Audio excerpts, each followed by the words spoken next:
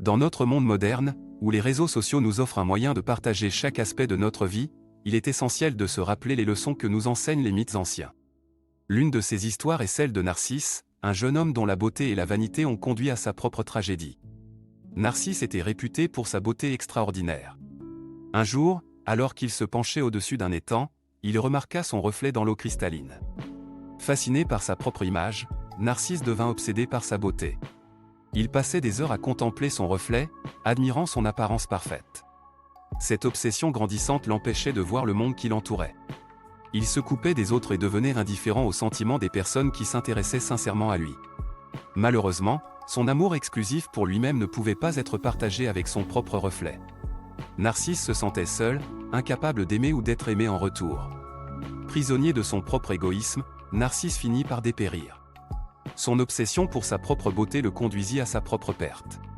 Les dieux, émus par cette tragédie, transformèrent Narcisse en une magnifique fleur, aujourd'hui connue sous le nom de Narcisse. L'histoire de Narcisse nous rappelle l'importance de l'équilibre dans nos vies. Dans cette ère de selfies, de filtres et de validation sociale, il est crucial de se souvenir que la vraie beauté réside dans nos connexions avec les autres, dans nos relations réelles et profondes. La quête excessive de reconnaissance en ligne peut nous éloigner de ce qui compte vraiment.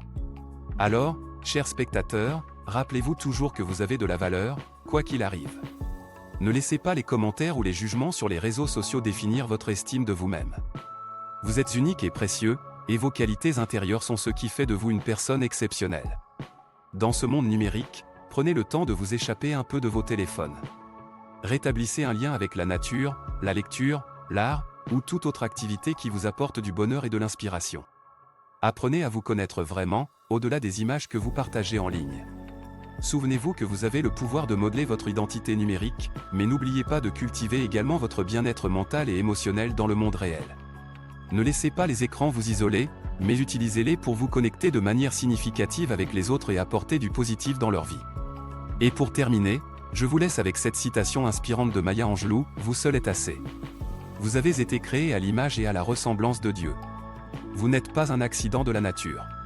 Vous êtes plutôt un chef-d'œuvre en devenir. N'oubliez jamais que vous êtes des chefs d'œuvre en devenir. Vous avez le pouvoir de briller et de faire briller les autres dans ce monde connecté. Alors, utilisez vos talents, partagez votre amour, et soyez l'inspiration que vous recherchez sur les réseaux sociaux.